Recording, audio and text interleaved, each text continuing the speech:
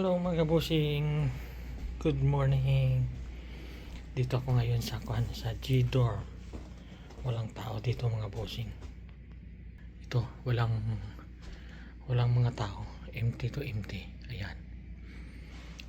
Kaso lang nililinis yung mga room kasi nung may sunog, yung may wildfire dito, siyempre lahat nagsialisan, ganyan, inilinis para sa pagbalik nila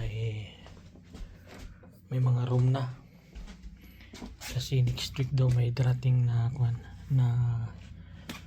client mga busing, ang dami. So balik sa normal na naman yung operation ng camp. Mga busing, tingnan nyo, ayan, napakalungkot.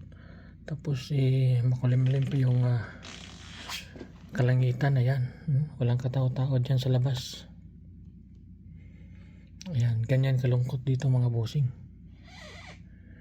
Tapos yung nung wildfire nga, yung mga tao yung mga native swerte nila mga bossing, kasi libre yung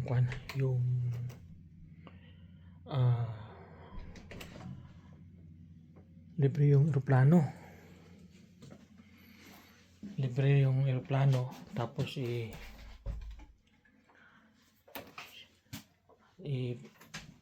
pumunta sa punta ng Winnipeg, Lynn Lake to Winnipeg. Ganyan dito mga busing pag may mga halimbawa may mga kalamidad, mga kalamidad na tinatawag mga busing, sila yung priority. Kasi sabi nila yung pinto dito sa Canada sa kanila yung Canada sa mga native Hindi kagaya sa atin dyan sa Boracay, parang walang karapatan yung mga native, pinaalis. Dapat bigyan niya ng halaga ng gobyerno kasi sila yung nauna, di ba? Pero dito sa Canada, ganyan talaga yung ginagawa sa kanila. Tapos monthly may natatanggap sila galing gobyerno. Tapos grabe yung suporta mga bossing. Hindi talaga sila magugutuman kasi may allowance na ibinibigay yung gobyerno para sa kanila. At lalo na kung halimbawa may mga anak, may asawa at anak, lahat ng mga anak mo may matatanggap sa gobyerno. Ayan, napakalaki kaya. Tapos kung ikaw rin halimbawa nagtrabaho ka dito, una mong salta dito sa Canada isang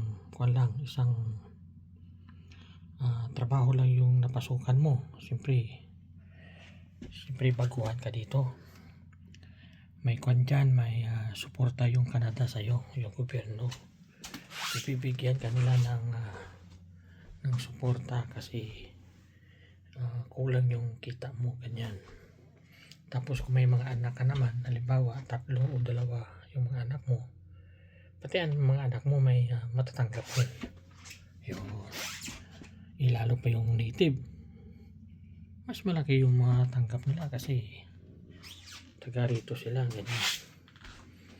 So yun mga bossing. Tapos marami talagang salamat kahit ganito lang yung na content natin, puro kwento, maraming nanonood.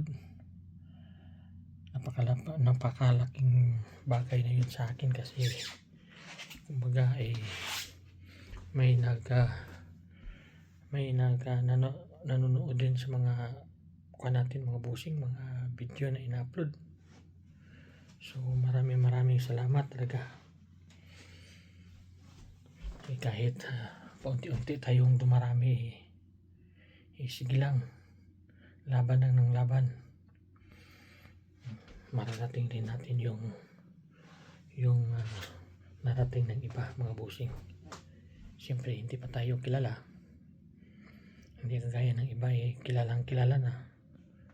So yun, wala na silang problema kasi kilalang kilala na sila sa buong mundo. Tayo mga bossing kuwan pa lang, kung umpisa pa lang. So okay lang mga bossing. At saka yan, maraming salamat talaga sa suporta ninyo. Sana hindi kayo magsawa sa akin sa pag suporta at panonood mga bossing. So yun mga bossing, ingat-ingat palagi. Babush!